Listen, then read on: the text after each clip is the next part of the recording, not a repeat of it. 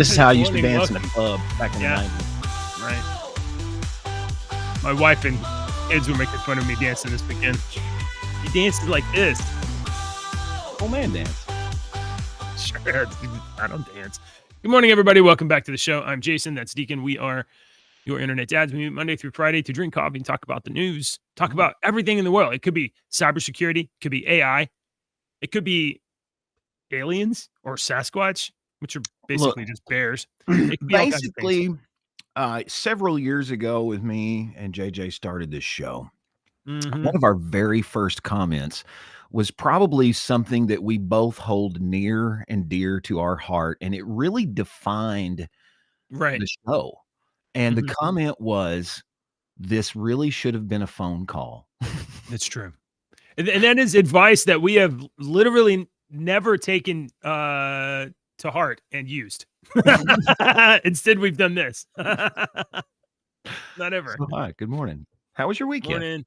Morning. You know what? Not so great. And Sorry.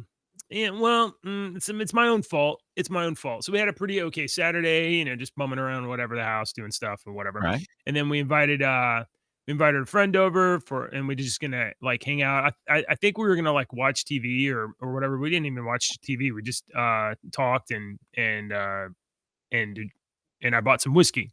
And I bought some whiskey that I have never bought before. I was like, ooh, I'm gonna be experimental. So I went down to the whiskey shop and I picked up a 750 milliliter bottle of Town Branch, Kentucky. You messed me up there. You said 750, and I'm like, oh, wait a minute, what? No, milliliter. It's the kind of like the small-ish bottle. Town Branch. Make me the moderator whiskey, real quick. made in Lexington, Kentucky. Ooh, so made in Lexington, huh? Yes. So what was the name of this? What was the name of it again? Branch. It was tasty. That's what it looks like. That's what it looks like. Yep. That's it right there. Okay. Yeah. About midnight, I woke up in the bathroom with my head in the toilet. Nobody else did any better either. So Sunday was bad. I was fighting off a massive hangover. So aren't you middle-aged? Yeah, I should really know better. You should know better by now, so that's your own damn fault. It really is. So can I explain, Saturday night, while you were in the middle of drinking this Town Branch, yeah. I get a Facebook message. No. Oh, no, from my wife. And the Facebook message is from JJ's wife. And I'm going to read to you what it says. It says, "Can I send you something to explain to JJ on the air Monday? He does not get it." And I said, "Please, can I be snarky while doing it?" And she said, "Okay, please."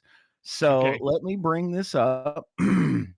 This meme that JJ does not get. Hang on, I got to figure out how to pause it. Okay, hang on. Let me bring this up. Hang on. All right. Okay. And we'll play this. Oh, it's not. Hang on. I've muted the side. Let me unmute it. Okay, let it start over again. I don't know how to start it over. Which hobby? Here we go.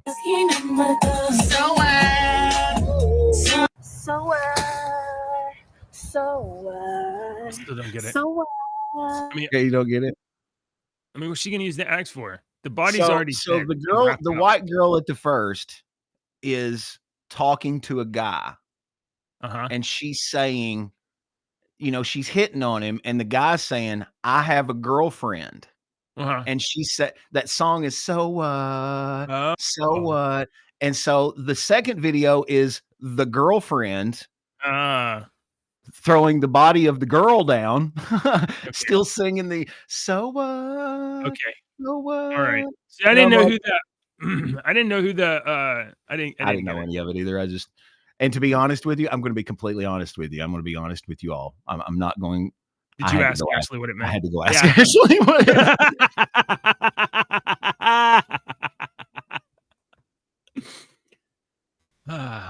I thought I knew what it meant, but I wasn't quite on it. Yeah. And then she explained it more. I was like, oh, yeah, that's funny. It's been several days, and I had no idea. Okay.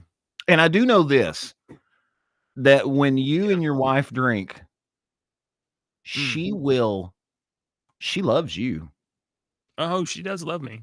Yes, she That's loves true. you. We all have a loving relationship. I agree. She And I told love me my how wife. much she loved you in so many colorful ways. They were very Uh, interesting. uh, mm, mm. Okay, I'm gonna pull up a couple of stories. You got some, I got some. I think we need to start with I the got a few. payments But and can you pull the let's see, picture back up Panama. again? Here's That's just a wonderful.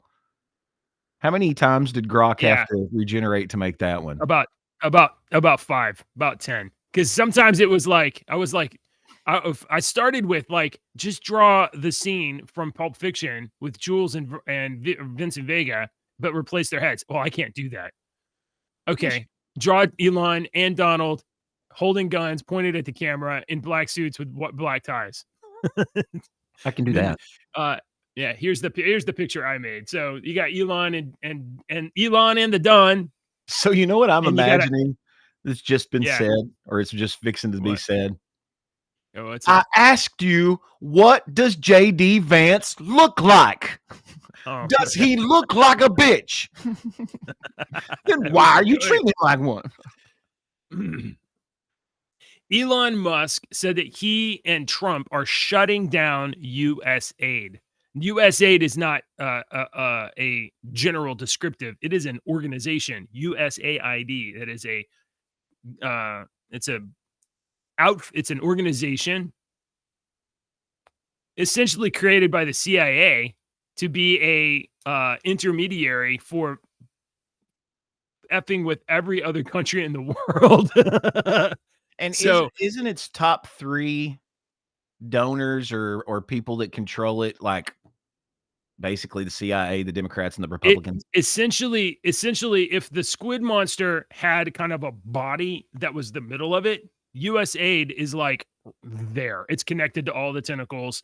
It is used for money laundering and Mm. disrupting governments. There's a story I read about USAID, the organization USAID funded uh, protests in Cuba, attempting to get Cuba to destabilize and overthrow their leadership, overthrow their government. And obviously, it was the CIA using USAID to funnel money to agitators to try to cause it to happen. And they've been doing this all over the For world for decades. decades. So Decades. Elon and Trump are shutting down the U.S. Agency for International Development. Musk leads the Department of Government Efficiency, which has been on a tear. And it's only been like 2 weeks, y'all. It's only been 2 weeks that we've had President Trump, and he's already like got the knives are out and they are cutting. And I think perhaps the deep state was like, well, they're not going to be able to move that fast, and they're not going to be able to do. No, they're moving with like I don't know what the equivalent is of like 500 ninjas like going through and murdering people so fast, but that's what it seems like. I watch this guy on X that keeps you updated on the stuff that they're doing every day. Oh, who's that? Department of Government Energy. I don't know his name. I'd have to go and look for him. He does a lot. USAID staff were reportedly locked out of their computer systems and instructed to stay out of the headquarters today. So overnight, yesterday they had a job, and today they're being reviewed. Yeah. So this is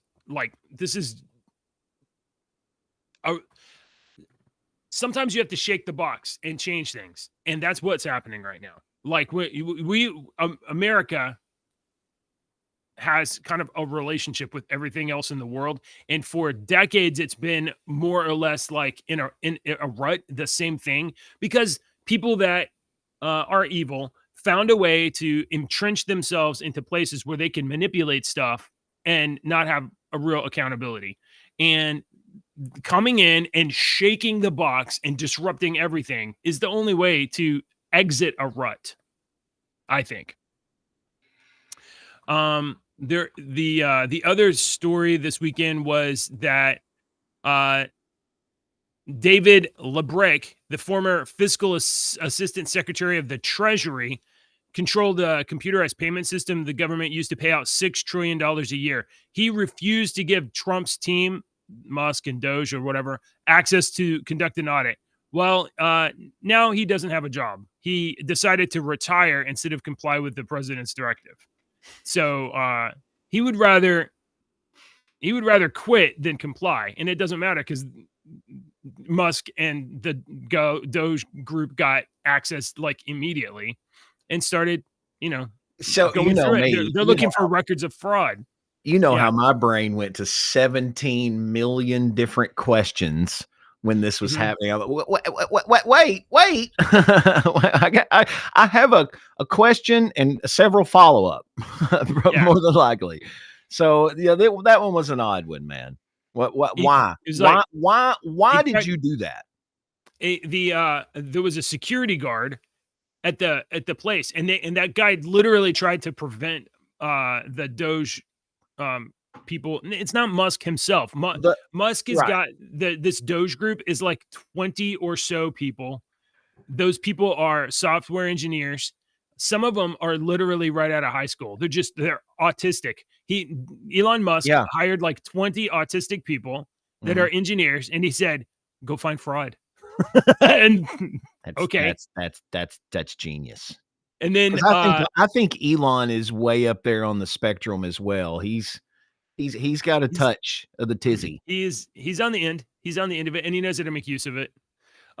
They tried to keep him out of the building. The security guard was like fired. The guy was just kind of trying to do his job, but somebody told him don't let them in, so he didn't let them in. And then they got in anyway, and now I think the security guard doesn't have a job. He got put on leave or suspended or something. The rumor mill on X was saying that what was it? That guy, what was his name? The guy that refused to do you remember his name? Refused what? That refused to let them in and whatnot. They say that he was essentially just not needed because they were approving everything that came through there, even stuff that they knew were fraudulent and going to terrorist organizations. It got approved. So to be honest, why was he even there if they were going to approve everything anyway?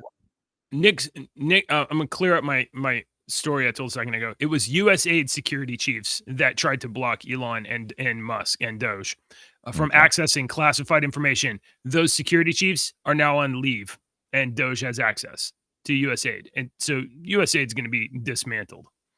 And yeah, you're right. The Treasury, the payments processing group, zero. They paid out. They never turned down a payment request. Never turned down a payment request. Not once. Never. Not once. I also read that we're going to say dirty FBI. There apparently is an FBI subreddit where FBI agents are sending messages to each other, saying things, reminding each other, supposedly, like, hey, let's put those up there. Yeah, it might be them. It might be not. It might be a bunch of kids. So there was the fingerprinting thing. Are you talking about that? It's the I think you're going to call it fingerprinting. It's the email fingerprinting. Yeah. So back in 2008, Elon had some rogue employees at Tesla that were leaking information. So he used a very old trick, which was he sent a mass email, but every single email was slightly different. They would have a different white space. A different space. Maybe a space in between a word, in a different spot. Or what was the other trick that they used? They just like typo, like a little small typo or something like that. But it'd be a different typo in each one. But it's mostly for the white space because people don't notice the white space.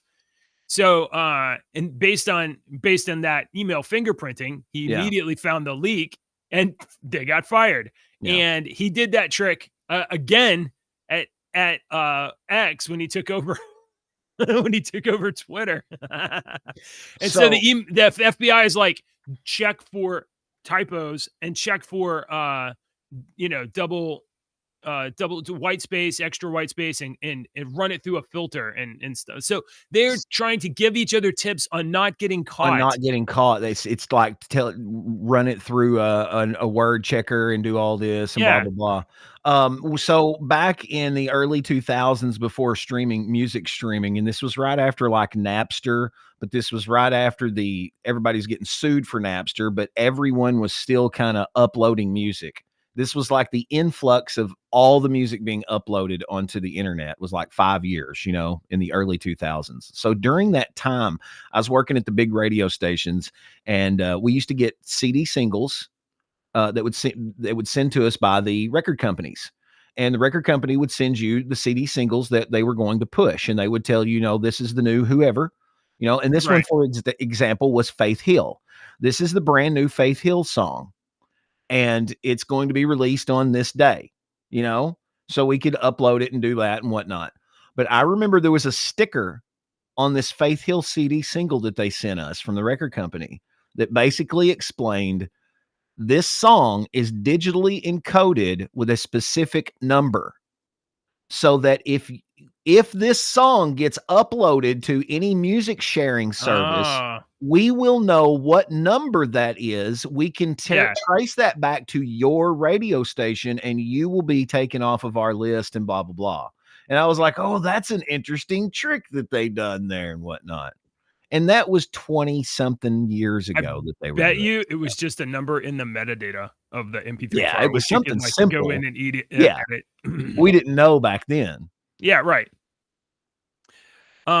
Yeah. Okay. So that's so that's payment processing, and that's USAID over the weekend. We also have some new tariffs, and some people are pretty upset about. Tariff. I haven't heard anything about that. What's a tariff? I haven't heard anything about this. Explain. Yeah. So, starting Saturday, there are now 25% tariffs on goods coming into and out of Canada, Mexico. I think 10% on China. So what, JJ, let me rephrase that. What he means is, starting Saturday, you can now go to the grocery stores and just skip to the loo, my darling, down the aisle in certain cities in Texas and California. You can go. Have you not seen this? Have you not seen these? No, what's going on? There's nobody anywhere in any of these grocery stores, Walmarts, anywhere. And all these people on X are like, do you think we might have that number of illegal immigrants in this country might be a little higher than we think? Because there's nobody anywhere. Oh, these stores that are normally completely packed 24/7, there's none anywhere. That's not tariffs. That's immigration. I mean, that's ICE busting people down. Well, I mean, you not seen the Mexicans in California marching over the tariffs over the weekend and whatnot? I thought they were just protesting ICE, and it happened in Dallas too. I thought it was protesting the tariffs. There are people protesting the tariffs, but I mean, I don't know that they're protesting tariffs. They're just complaining about it. The tariffs are goods imported from Mexico and Canada have a 25% tax. So if you are buying something imported from Canada, it's going to be Dos Equis or Labatt. If you're buying Corona beer or avocados, according to Chuck Schumer, then it's going to be 25% more expensive, which is going to mean that U.S. consumers are going to be like, oh, well, I guess instead of Corona, I'll buy Budweiser or an American alternative. And yes, the prices are going to be higher on some of those goods, but but you're going to have alternative goods you can buy. But it's far more impactful inside of Canada. So like something like 5% of US trade is like with Canada. maybe. I'd have to get the right number. But 40% of Canadian trade is with the US. so like we pick up a little bit of stuff from them. They get it. We buy a massive part of their economy. For us, they're a fraction. So when we're like, you know what, we don't like the way you've been doing stuff, and you had anti-America syndrome for so long, so we're just going to turn on the tariffs until you guys get your stuff sorted out inside. Yeah, and we're sorry, we're sorry that we've had a parent in the office that's been a dumbass, but now we have a real parent in here. I was looking it up, 20.92, almost 21 pesos per dollar today. When I went to Cancun, 1996, almost 30 years ago, it was 7 pesos per dollar. And Really? on the good day, it was like 11, and we cashed in more money that day. 21 today, 20.92 per dollar. That's So rough it's for the Mexicans. right. I mean, so we look at everything that's gone wrong in our country over the past whatever. I wonder what this was. How many pesos per dollar in 2019? Let's see. We'll have to figure this one up.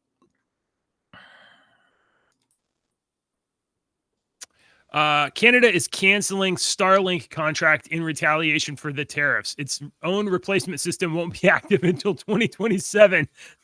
But they have to hire somebody to put their satellites into space. They're going to have to hire SpaceX to put their satellites into space. Let's see. I'm looking for other news about tariffs. That's a long video. Well, you're going to hear both sides for a long time, and everybody's going to be mad, and that's fine. But I think in order to get things right back here in America, you're going to break a few eggs, and there's going to be some mad people. There's going to be some really mad people. Yep. And you know what? There's going to be people that are like, we don't have this stuff. And then somebody in the US is going to be like, we don't have this stuff. We don't have it. Yeah. I can make this stuff. And yeah, we can make it and sell it to you for a reasonable price. Yeah. Yeah. That's going to happen. So, did you hear? I also heard, I think it was Friday or Saturday, that, last year we were talking quite a bit about BRICS, which is Brazil, Russia, I think Iraq, China, Saudi Arabia. They were starting this new trade union, BRICS. They were going to coin their own dollar, the BRICS dollar, and move off of the US dollar as the base economy and onto some other kind of economy. It's very threatening, and Joe Biden wasn't doing nothing about it. Trump came out on, I think, Friday, post. He was like, and by the way, BRICS is not going to do a dollar. If you any country that joins BRICS and forms this new currency, going to have 100% tariffs. I will destroy your economy.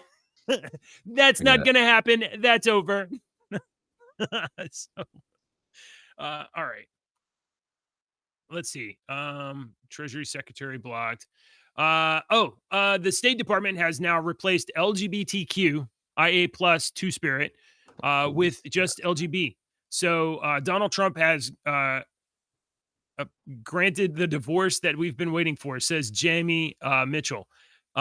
It's no longer, as far as the State Department goes, it's no longer LGBTQ plus IA2S. It is now LGB. So that's lesbian, gay, and bi. LGB travelers can face special challenges abroad. Law and attitudes in some countries may affect safety of travel and ease. Many countries do not recognize same-sex marriage. Many countries also do not recognize the X gender marker in passports and do not have IT systems at ports of entry that can accept those markers other than male and female. About 70 countries still consider consensual same-sex relations a crime. In some of those countries, individuals who engage in same-sex sexual relations may face severe punishment. So that is a updated warning from the State Department. And so The United States government now only recognizes male and female, and recognizes that other governments around the world only recognize male and female as well. So TQ plus IA and dog masks are now off the table. Let's see. Oh, I missed this part. Canadians cancel trips and ban American booze after tariffs. I saw that. Yeah. Canadians are canceling trips to America and boycotting American products due to the new tariffs. Prime Minister Justin Trudeau announced a retaliatory $155 billion of goods tax tariffs. Their premier, Doug Ford, ordered American liquor to be removed from the Liquor Control Board by Tuesday, and residents are expressing Canadian pride and solidarity while boycotting American goods. Good for you guys. I hope it works out. I hope it works out. I hope it works out for you. Put Canada first. That's what you should do. Oh, here's one more thing over the weekend. Deke, what do you know about Panama? It is an awesome Van Halen song. Mm-hmm. Other than that, they have a canal. Why do they have a canal? They have a canal, JJ, because in order to get goods from this side of the world to over here, you have to go way down into the cold waters. It's close to Antarctica, to the tip of South America, and come all the way back up. But there's this little bitty strip between South America and North America, and that's where Panama is. So what they did was they dug a big hole. They dug a big canal through there so they don't have to go, they made a shortcut. So, man, can you imagine how important that piece of land is? It's almost as important as the Gaza Strip, you would almost say. Right. People would be fighting over that piece of land until the day that that land is no longer, the world is no longer there. People are going to be wanting that piece of land. When we built the canal, we signed like a 100-year treaty lease, right? And then, I don't know, sometime in the last 20 or 30 years, we turned over the canal back to Panama. And we're like, here, it's yours, it's your place. But, and Panama was like, oh, we need somebody to run this. And China came in and was like, we can run your port for you. And so for the last, 5 years, Panama has been controlled by a Chinese company. And every Chinese company has a Chinese party member part of running that company. So that means that the port between New York and LA, the port you have to go through to ship goods, was controlled by China on the other side of the world. So if in a real situation, let's say China invades Taiwan and we are obligated to protect Taiwan, we would be like, oh, we got to go reinforce them. Let's send our Atlantic fleet to reinforce the Pacific. And then China said, well, you can't come through the Panama Canal. So that would be a real problem. So Marco Rubio went down to Panama over the weekend and was like, you guys are going to have to do something because either you're going to fix this or we're going to fix it. And Panama said, you know what? We're going to pull out of this belt. You know what? We're going to China. You know what? We're going to fix this. So Panama's president, Jose Raul Molino, announced plans to exit China's Belt and Road Initiative after discussions with Secretary of State Marco Rubio, emphasizing Panama's sovereignty over the Panama Canal is not negotiable. So he was like, you guys need to run this or we're going to run this. China is not going to run this. So Rubio warned that the U.S. might take necessary measures regarding China's influence over the canal, which the UN claims violates a treaty. Molino stated that Panama will work with the U.S. on new investments and infrastructure projects while also reviewing agreements with the Chinese businesses. The meeting aimed to address U.S. concerns about China's presence near the canal and discuss migration issues, including a program for repatriating migrants from Panama. So, how much winning is this over the last? I mean, like it's dizzying. How can you even rattle off the things that the Trump 2.0 administration? It's like you've had a substitute teacher in your freaking high school class for a Right. week. It And is. the kid for a month. And the kids have gone nuts. They've ruled the class. They do whatever they want. That's a They've good got, analogy. and then the real teacher comes back in. And Right. the real teacher is like, set your ass down, get this over here. You guys aren't doing this anymore. We're going get in your seats, is exactly what this Put is. your clothes on. Put your You can't clothes wear a dress, on. dude. You're not a girl. Yeah.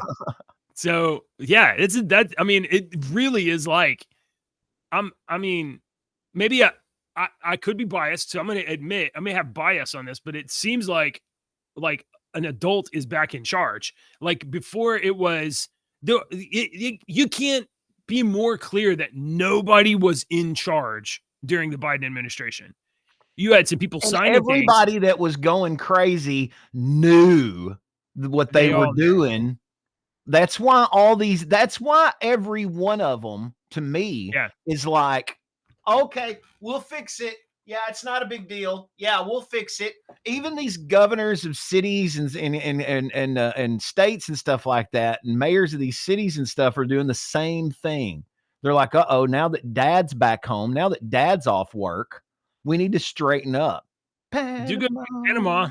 Oh, is he singing the song? Yeah. He's singing the song because Redhead Ryan says he was thinking the same thing about Van Halen. I'm gonna be honest. Don't even. My daughter and them were standing outside the restaurant last night, and they were just standing there talking. And I walked over to give her a hug, and this on the restaurant was 4 numbers, 5150, and I went, "Hey, excellent Van Halen album." And my youngest daughter, who just turned 13, went, "I don't even know who that is," and I was like, "Oh!" And Alex was like, "Did she say she doesn't know who Van Halen is?" I was like, "I Van failed Halen, father." Van Halen is one of those bands where you have like multiple lead singers over the years, right? Yeah. So which one is the definitive? There's Van not. Halen? It's 3 different bands. There's 3 different bands. I've had this conversation with a billion people because everyone has their. I like David Lee Roth. He was the best. I like Sammy Hagar. He was the best. And some people even like Gary Sharon era. But let me tell you, I know. Let me just tell you, it's 3 different bands. Okay. All called Van Halen. You have Van Halen, that was David Lee Roth. He was a front man. He put on that was a different band. Who did the song Jump? Jump was David Lee Roth. Okay. I was going out on a branch there because I wasn't even sure that was Van Halen. Yeah. That was. But I love Jump. I love that. That's the one where Eddie Van Halen plays keyboards through the whole song. And he's not playing the guitar, he's playing the keyboards. But anyway, the Sammy Hagar era of Van Halen, that's a different sounding Van Halen than the David Lee Roth. Right. It's 2 different. So I'm a huge Pink Floyd fan. Pink Floyd all over my leg. All right. Pink Floyd tattoos all over my leg. Huge Pink Floyd fan. And that's what I've told people about Pink Floyd. Pink Floyd was 3 different bands. You had this early 60s or the 60s, 70s Pink Floyd that was really psychedelic. You had the Roger Waters era of Pink Floyd that's woe is me. I had a hard life. Please feel sorry for me. I'm going to write an album called The Wall over it. And then you have the David Gilmour era, which is I'm going to blow your mind with my excellent guitar playing and make it spacey. So Redhead Ryan, have you ever seen no Van Halen live? No. Didn't get to see I know you okay. Yeah. All right. I know Eddie was great. Eddie was great. I know we're kind of Alex was all over the place with the story. You know, in that band Van Halen, Eddie Van Halen could not read sheet music for years and years and years. He could not read music. He played by ear because he was the drummer of the band when they first started. Alex, his older brother, played guitar. And then Alex decided, I want to play drums. Here, Eddie, you play guitar. And Eddie was like, I don't know how to play guitar. And then he learned by ear and became one of the greatest guitarists of all time. So that's enough of there's music with your DJ Deacon. Right. Now back to you. Let's see. Do we have any more like news?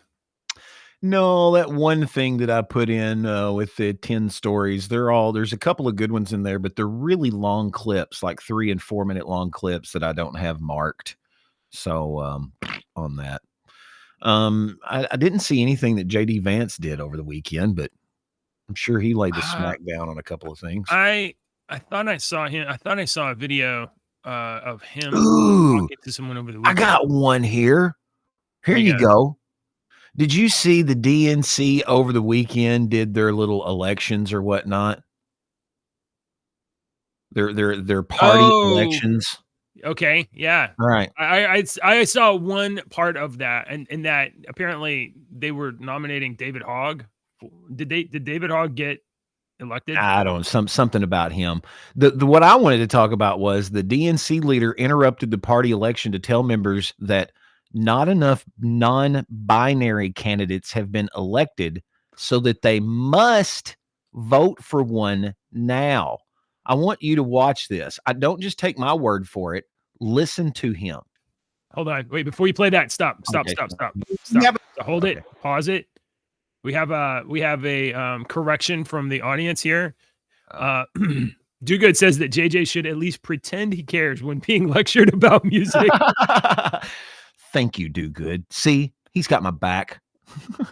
You should at least go, oh, that's interesting, Deke. I thought I bona fide'd myself by knowing that Jump was Van Halen. I thought I was ahead there. That I was leading. That didn't put you ahead. Net positive. It's one of those things like, oh, isn't that cute? All right, so listen to the old dude here with the pause face. Rules specify that when we have a gender non-binary candidate or officer, the non-binary individual is counted as neither male nor female, and the remaining 6 offices must be gender balanced. With the results of the previous 4 elections, our elected officers are currently 2 male and 2 female. Balanced. In order to be gender balanced, we must we must elect 1 male, 1 female, and 1 person of any gender. So again, this is what we have to do for this vice chair race. We have to elect 1 male, 1 female, and 1 person of any gender.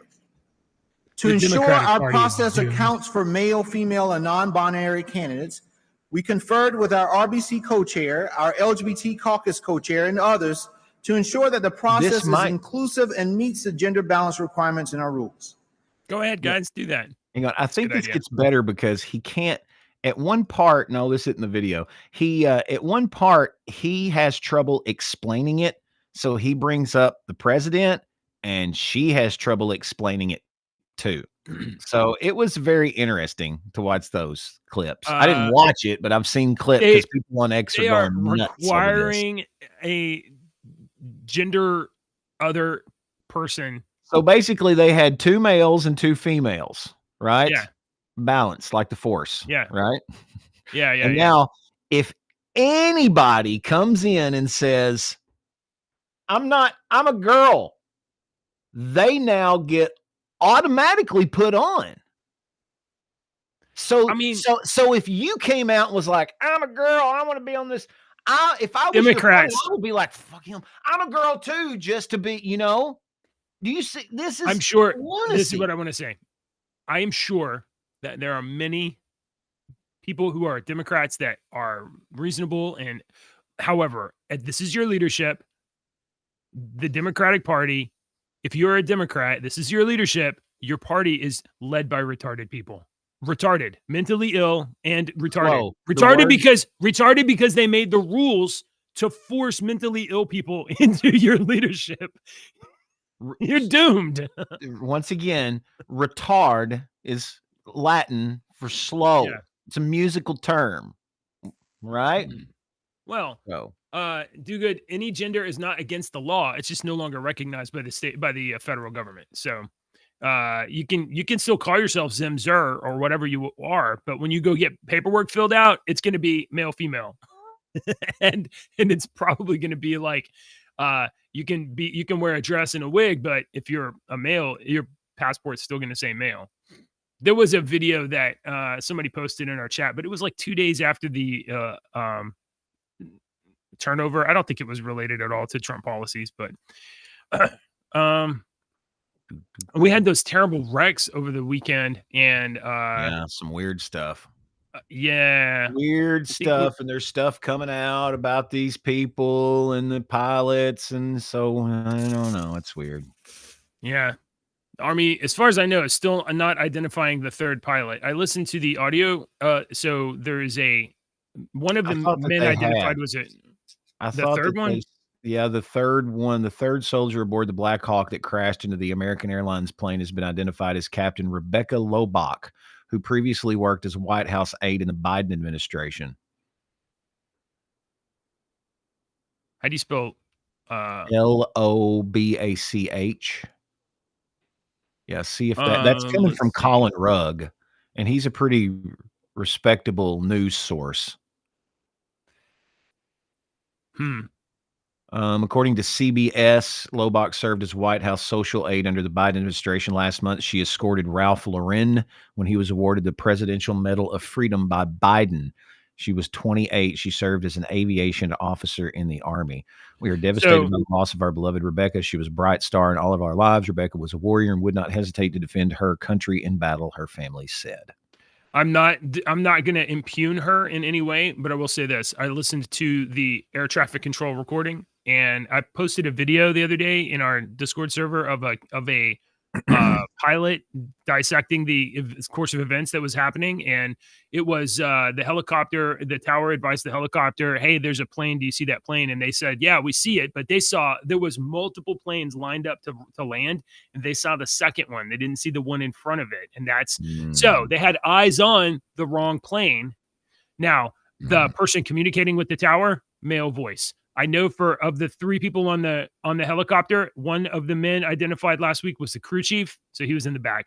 One of them was the co-pilot that was talking with air control, and one of the persons on the plane was actually operating the vehicle.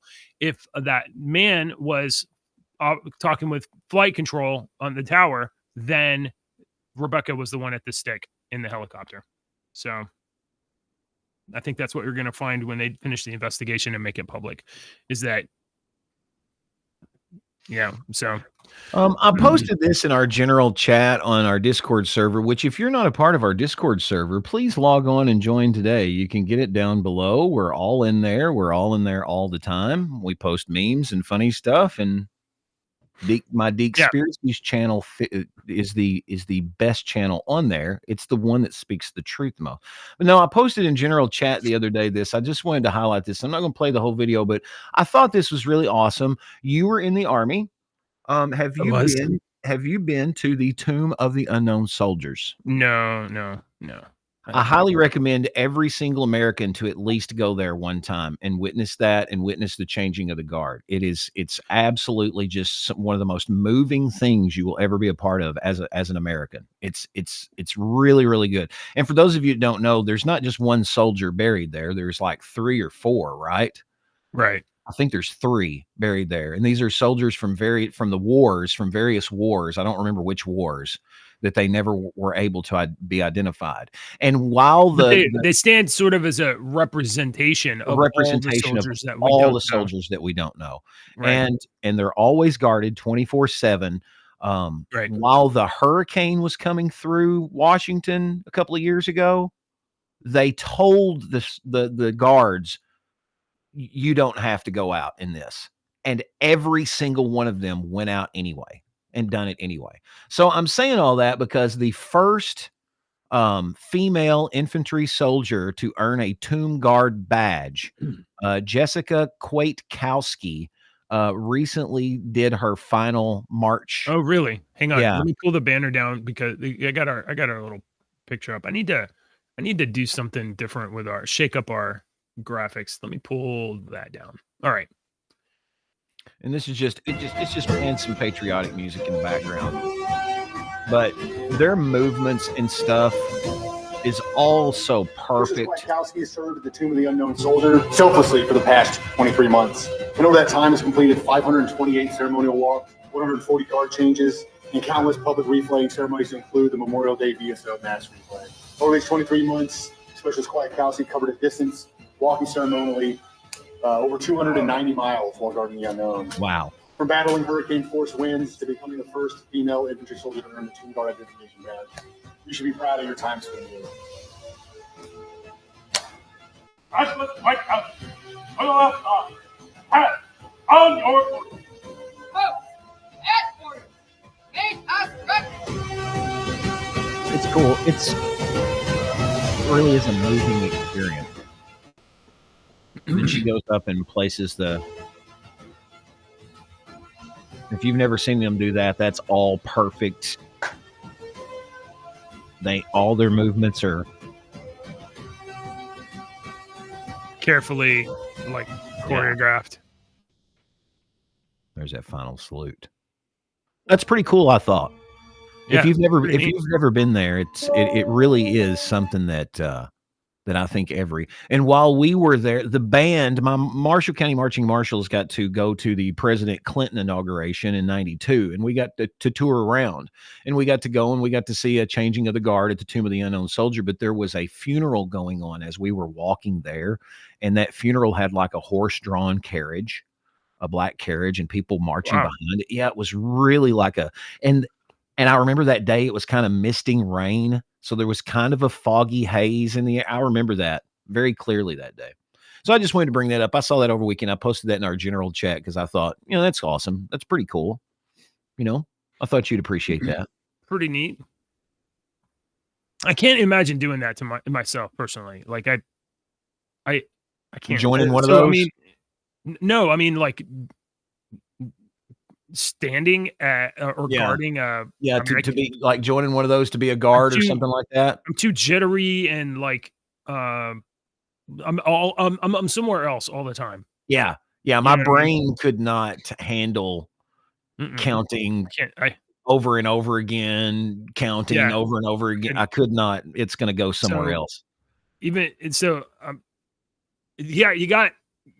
I couldn't do that. I couldn't do that. I'd be like, like looking around, like what's going on?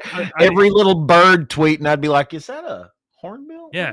Is that I saw an inspection. There was like where a sergeant was changing the guard. I saw a video of an inspection, and like he spent like 5 minutes like reviewing this rifle, like and I was like, this is taking a long time. So it's awesome though. Respect.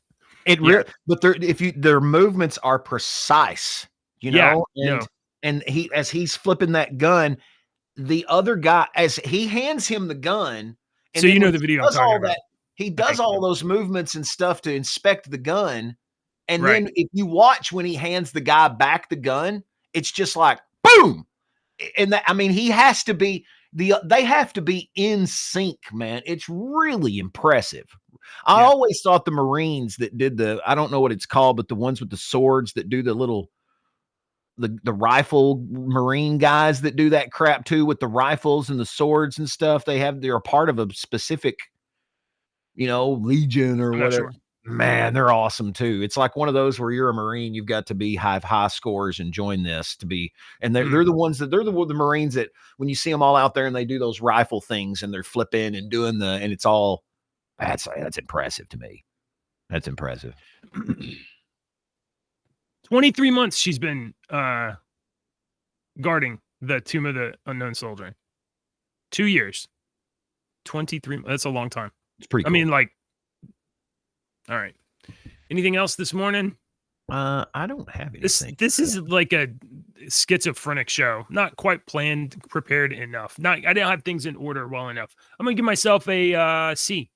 Or maybe D+ for today. Are you grading yourself? Yeah, I am. That's oh shit, I'm going to give myself an A+. I got 104. Yeah, I think you save. If anything, you're saving it. So I got 4 bonus points. I'm going to say thank you very much, Deke. All right. Do you have a funny joke? Wait a minute. Hang on. Let me ask that again. Do you have a joke? No. Thank you.